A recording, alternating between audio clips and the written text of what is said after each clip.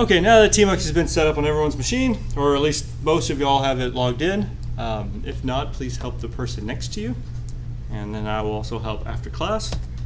Next thing we're going to talk about is compilation. How do we compile programs inside of our command line, as well as learning how to do how to automate the compilation so that it's easier, as well as doing any type of debugging for when we have errors. When y'all did procedural programming, did y'all ever encounter segfaults? Or was it always like loops and functions? Never? Did you get null pointer exceptions in Java? Yes. Yeah, okay, good. Well, you're still going to get all those in this class, plenty of them. So we need to have tools in order to help us out in order to quickly debug or find where the issue is. And that's what GDB and DDD are good for. Also finding out other problems, Valgrind is going to help immensely. In order to help us automate our compilation, we'll use make. And then next class, we're going to talk about GNU plot and perf, which are going to be tools to help us do an analysis of how well our programs are running. And well, GNU plot will plot the speed empirically. Perf will tell you what part of your code the program is spending all of its time in. Okay, so let's go ahead and start with a simple C file. So I'm going to go over here, then simple.c, include stdlib.h. And I can't remember, did y'all do C++ in procedural, or did you do C? C++. Okay, so you did C++, that's fine. So this is C. So y'all didn't do printf, y'all probably did C out. Okay, all right. So there's a program. Looks pretty straightforward, and this is a C file. So I ended it with a .c and not a .cpp. In this class, we're going to do CPP, but I want to show you that there is a difference. So let's go ahead and compile it. So the first thing we do is gcc test. I'll go right here, gcc test.c. Ooh, no such file. Probably because it's called simple. Ooh, a warning. Oh, okay, that's fine. So we'll go ahead and fix that warning so we don't have it again. Ooh. Okay, so it compiled. What file did it generate? Execute file. Okay, what's it called? Simple.exe. Let's do an ls and find out. Someone do the ls. I gotta get you used to. A.out. Do y'all know how to, and you run it by doing, good job, whoever did it. Yeah. /a.out. Someone else hit enter. Thank you. Hello. All right, everyone got this? No. No?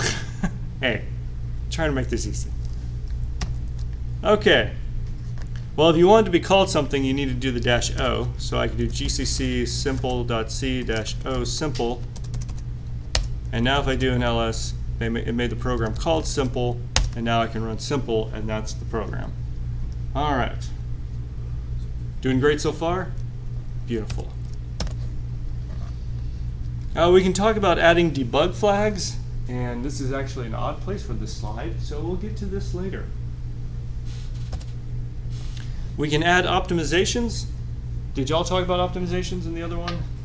So the compiler actually can take your code and find numerous locations to automatically improve the performance of your program, and it'll do it for you. You just have to type the -o, which stands for, and that's a big O, for optimizations. Your code will take longer to compile, but in general, it'll be 3 times faster, or more, or maybe a little less, depending on how your program is working. Oh, and you just do .o. So gcc-big O, simple.c-o, simple. And now you can run it, and look, it went 3 times faster. No, probably for that one, there's not much of a performance improvement, yes. So I know this is probably not going to be true, but what would it do whenever it encounters an error? Would it still error out the same way as? Mm-hmm.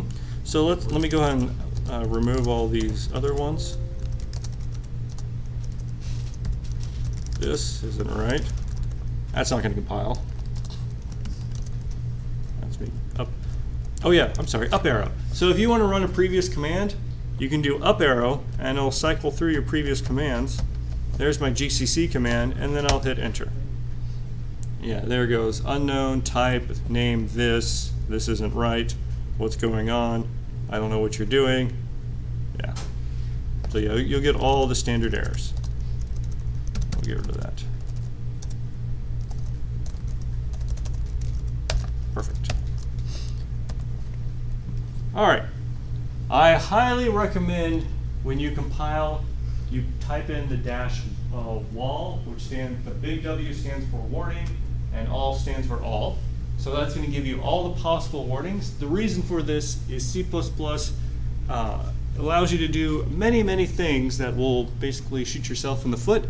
And if you give it dash wall, the compiler will try and warn you about every single possible thing it can find that might be an issue with your program. That way you can at least have an idea that if your program's breaking, maybe the dash wall will tell you what's going on. All right. So we're back up here, and we just go dash 0 dash wall. Didn't have any warnings because it's such a simple program. All right, let's go into a CPP program, which is what y'all are used to. Good morning. You're Chris Flynn, right? Yeah. Excellent. Now everyone is here, and I don't have to FA anyone. Thank you, guys.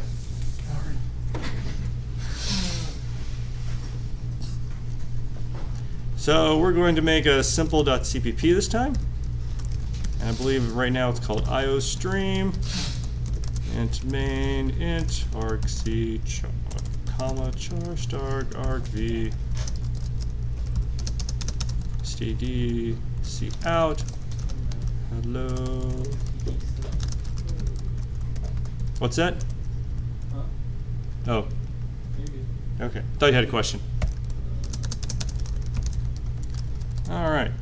Now if we try and compile it with the C compiler, it is not going to work. Undefined reference to std cout. If you see this, that's probably because you're using the wrong compiler. I just tried to use a C compiler to compile C++ code. It's not going to work. So instead of GCC, we do G++. Now we got the same thing. And then we can run it. Notice all the commands are still the same. All right. How we doing? Nothing yet? Great. All right, we could have multiple source codes. All right. In procedural, did you have more than one source file?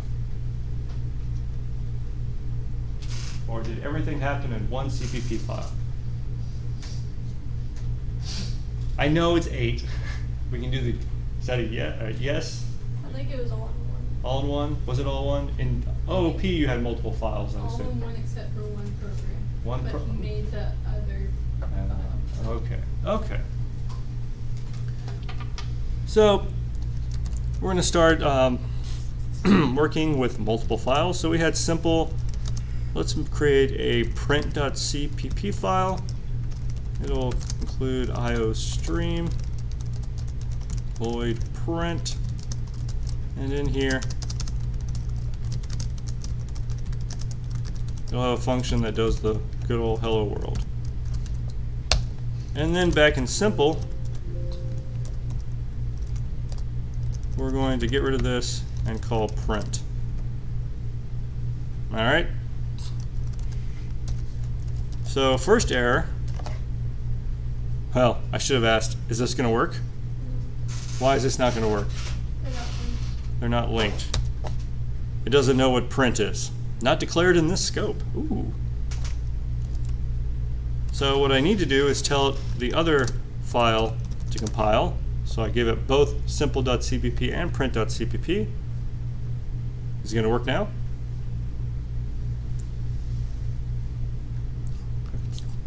I actually don't know which way it's going to go. There are two ways it could go. It could work or not work. Any guesses? Sure. You think it's going to work? Sure. Let's see what happens. print was not declared in this scope. What does that mean? You need to include it. You need to include, oh, okay, yeah, include it. So, oops. Oh, is every time I do that tab is what's causing the ping on someone's machine? Oh, okay, interesting. I need to include the declaration of this function, like that. I could create a header file for it, but I haven't done that yet. Did y'all do header files? Wait, you only had one, so that was a no on the header file. Okay. So I declare the function. What this does is says there's going to be a function called print. It's going to take no arguments and return nothing, but there's going to be a function called print, and it's going to exist somewhere. All right, that's what this says. Therefore, when it comes down here, it goes, all right, the compiler says this print function is going to exist somewhere, so I'm going to compile it, and then hopefully when I do the final compilation, everything will work. So now when I do them together, it will actually put it together because I've declared it. But one thing I want to point out is that if I include or define it, but I only compile simple.cpp, undefined reference to print. So beforehand, it didn't have the declaration of print because it didn't know what print was. Now I've defined what print is, but I haven't given it the code for what print is because I took that out of the compilation list inside of a G++. And when that happens, you get the undefined reference. So when you have an undefined reference, you're not including everything you need to, or you haven't actually implemented the function yet. How are we doing? Good so far? Okay. Come on, a little more feedback. I know it's morning, come on. All right, taking this to the next step. If you just put in the header file, would it compile then? Yes, but notice an issue, we don't have a header file. Well, So the next step is to create a header file. So we're going to create a header file. All right, we're going to call print HPP. And I'm going to open up a different tab for, I think it was inside of simple.cpp. I'm going to get rid of that. Jump back to HPP up there. And then that's all it's going to have for now. So I'm going to, in case that was a little confusing because you're not used to VI, I just realized. This is what the header file looks like. And this is what simple looks like. So if I try and recompile it, was not declared in the scope. I haven't included the header file. So I probably should, let me go back and include the header file. Now in this version, notice I'm using quotes. You use the less than and greater than when it's a system include like IOStream, and you want to use the double quotes when you want to include something local.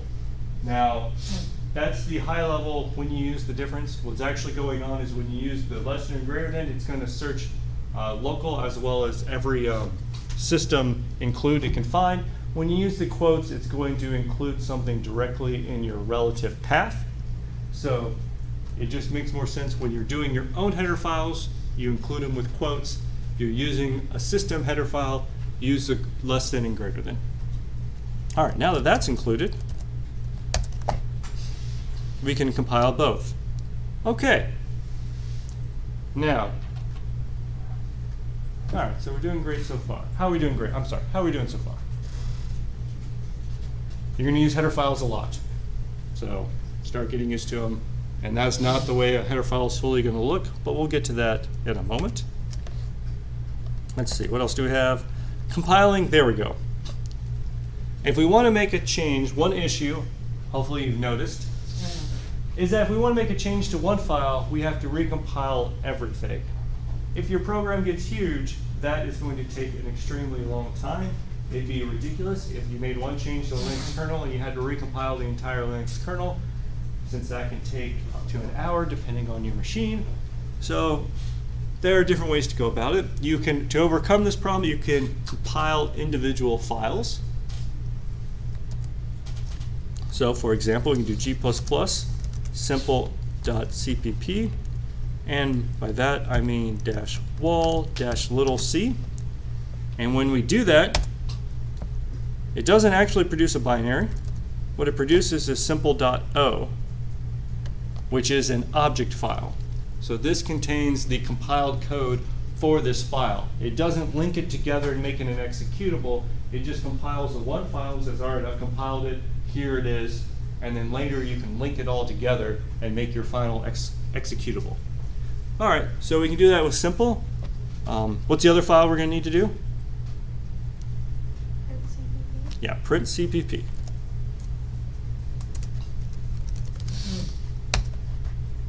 All right, great. Now we do an ls. Oops, I did a long one. We have print.o as well as simple.o.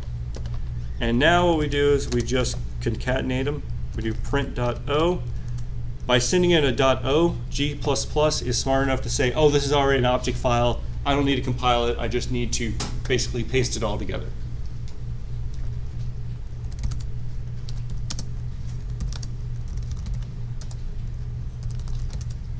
And then we can run it. It's hard to see here because our code base is not very big. Our functions are pretty simple. But once your code base gets large, you'll find out that this last putting them all together happens really quickly. But the compilation of each file is what takes a while. Okay. So you have the idea now that when you have programs, because you're going to have, in the labs, you always have more than one. Well, you'll have at least 2 files, possibly more. In your projects, I recommend having multiple files. What's an issue you see by doing it this way? It takes a long time. It takes a long time. And now, of course, the best question ever. Do you think anyone's tried to fix that problem? Yes. Any guesses? Makefile. All right. Someone can read. Sorry. All right. So make is basically a makefile is your instructions on how to compile a program and code it in a certain way. That way, once you modify some source files and you type in the word make, or you can type in gmake, it'll go and paste them all or do all the compilation, figure out what files need to compile them, and then link them together. Another nice thing about make is since it's really an inference rules engine, you can use it to do all sorts of different tasks, not just compilation, but generating your performance graphs, running the debugger, running the profiler, et cetera, et cetera. Now, when we start doing make, one thing I want to show you, let me go to the wiki page, because that's always a good place to go for the top level information. Let's see, what time? First appeared in 1976. All right. So this is ancient. But one thing I want to tell you is this is what Google uses to compile Android. Not on your machine with Android Studio, but to actually build the images, this is the tool they used. It's important to realize that just because a tool is ancient doesn't mean it isn't still useful or well used today by large companies. It's just the make files are so simplistic, they do their one job and they do it right, that they're still used a lot. And I'm not saying make is the only thing used. There's plenty of other tools that have different features. It's just that make has been around for a while and it does, everyone understands it. It does the one thing, people are happy with it. Okay. So what do we have? All right. So it uses inference rules, and I'm going to go ahead and show you. We're going to open up a makefile, and I'm going to make a rule called print. And when you type a rule, you type in the rule and you put a colon, and then the commands you want to run that are associated with that rule, you need to hit tab, and it has to be a tab. Don't put in spaces. It has to be a tab. If you put in spaces, it will not work. It has to be a tab. I don't know how many other ways I can say that. So make sure it's a tab or it will not work. And so I can do echo hello. So then if I type make print, it runs the command echo hello. I could go in here and have it do other things like echo bye, make print, and then it just runs those commands. I just wanted to show you it's a simple command type interface. I could also have it do another one called goodbye. Goodbye, huh? I still did it again. Make goodbye, then it calls goodbye, and I could do make print, and it runs the other command instead. Hopefully, as you can see, you could have a whole list of rules. You can have as many rules as you want. And this is a programming language, so you can include makefiles that have other rules that you want inside your makefiles, you know, et cetera, et cetera, et cetera, all the way down the line. All right, we're good so far? Yes. So how come it shows the code and what happens whenever the code runs? Because usually when you use make, you want to see what program you're running. So this is not, the thing about make is it's not showing the code, it's showing what commands you are running. So when you type in make goodbye, it says, okay, I need to run the command echo goodbye. I'm going to print the command that you're running. Because right now, I just did this so it'd be clear how makes works. But when you compile and you get an error, you want to see, okay, wait, which command was it? I was doing G++ on this long line, then I got these errors, so make prints it out. Now you can turn that off if you want to, but trust me, that's a bad idea. Good question, good question. Okay, now, so we want to make simple this little file right here. So we can open up the makefile, and we're going to change all this, and we're going to call something called simple : and if I recall correctly, it's G++ -wall, and we'll do simple.cpp print.cpp-o on simple. And now if we type make simple, it's probably going to say something different. That's what I thought. Simple is already up to date. And the reason for that is this rule is not just a rule, it's actually associated with a file. So it says that the file simple already exists, and since it already exists, it's not going to run your program because that rule has already been accomplished. So there's different ways to go about this. Ooh, people typing F1, that's fine. If I remove simple, now it's not there. Now if I type in make simple, it'll go ahead and compile it all, and then we're done. And now I can go ahead and run it. One thing I want to show you, because I'm going to skip over to this because I do not like typing a lot.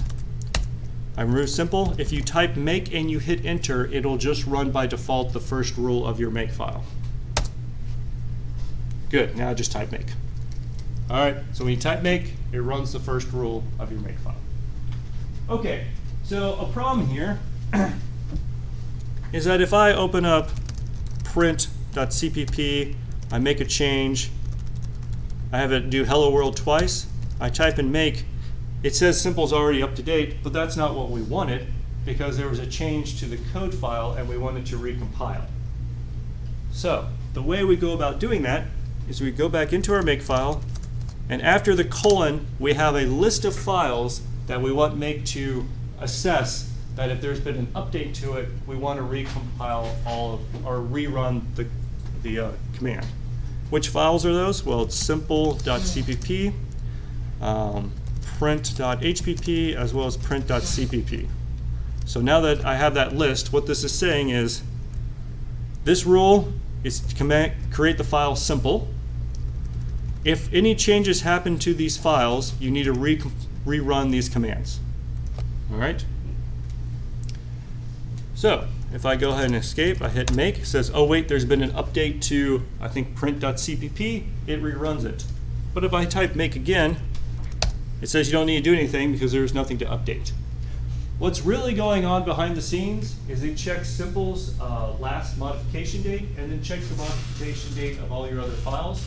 If another file is after the simple, then it knows to run it. If all the other files are equal to or less than, then it knows it doesn't need to do anything. How we doing? I'm trying to keep this simple because it's going to get more and more complex as we move on. Okay. All right. And then, of course, we can run it because it made the change. Okay, now obviously we, in this one we had one command that recompiled it, but that's not exactly what we want. We wanted to be able to compile each .o file. So which .o files were there? Simple.o and print.o. All right, let's see if I can get y'all to write this out for me. I'm gonna go to the back of the room. So if we want a rule that creates simple.o, what's the first thing we type?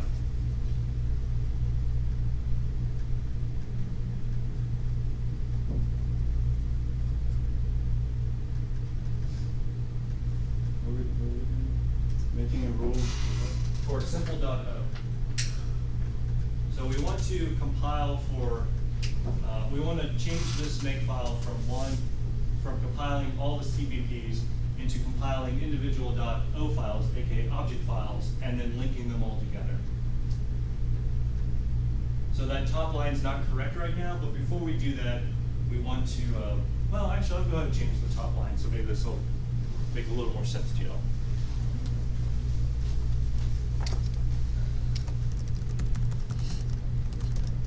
Whoop, .0. Right? So we want to compile the .o's, but do we have the .o's? I mean, if I go back and I try and run this, let's do rm on simple. Whew. Oh, because I already had the .o's from before. Wow. .o and then simple. There we go. Then we type make no such file, print.o, no such file, right? We need to be able to generate this. Make a new. Yeah, you put like print.o. Yeah, go for it.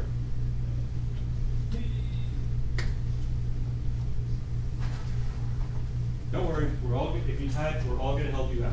This isn't like a. This isn't the test, guys. This is us helping each other out right now. Do you want simple print in? Yeah, just pick one of them and start with it. Yeah, you're good. And what does print.o depend on? What changes? Might want to start there. Okay.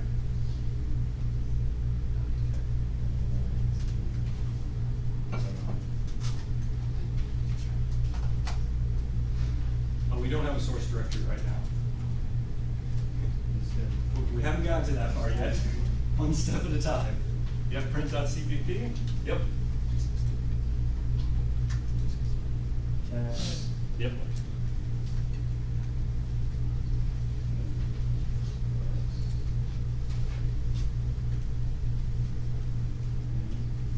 Did we do C5 yet? No, we haven't done that yet either.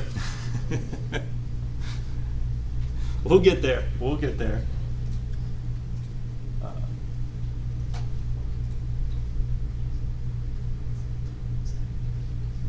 -C. -O says what you want the output file. -C means just compile this individual file. All right, perfect. Let me help you all out, because there's another one.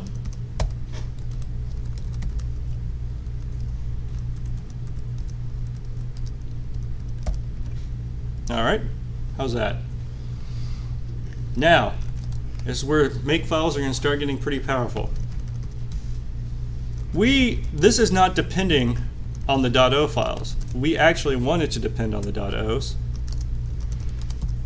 So what's happening now is this simple, but before, to check on simple, you need to check on simple .o. So it jumps down to the simple.o rule. It does two things actually. First, it sees if simple.o, the file, is in the future. And then it also checks, oh wait, simple.o relies on simple.cpp, so we're going to check if simple.cpp is in the future. If it is, we're going to recompile it. Then we're going to jump back and go, okay, we also need to check print.o, jump down to print.o, see if print.cpp has been changed. If so, go ahead and recompile it. All right, we've done testing everything. Now let's actually put it all together. And I'm going to make one other change, because we do want to also include the header file here. So if I do make, notice now it actually compiled the simple .cpp, print.cpp, and then it put it all together. And to show you that this makefile is actually putting it, or taking into account changes. We'll open up print.cvp, we'll delete one of these lines, hit make. Notice it only recompiled print.cvp and not simple, and then it linked it all together. That's neat. All right? All right. So is this better? No. So we talked about dependencies. Okay, you can do comments.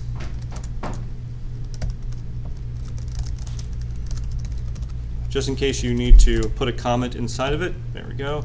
One thing I always like to do, and is convention, is you have a clean directive. rm simple and star.o. That way if I do make clean, it cleans up all the object files and whatnot that were created, and then you can rerun it and recompile the entire thing. Very helpful if you can't quite figure out what's going on and they're like, okay, maybe just something's in a weird state, make clean, make it, and then see if that helps clear something up.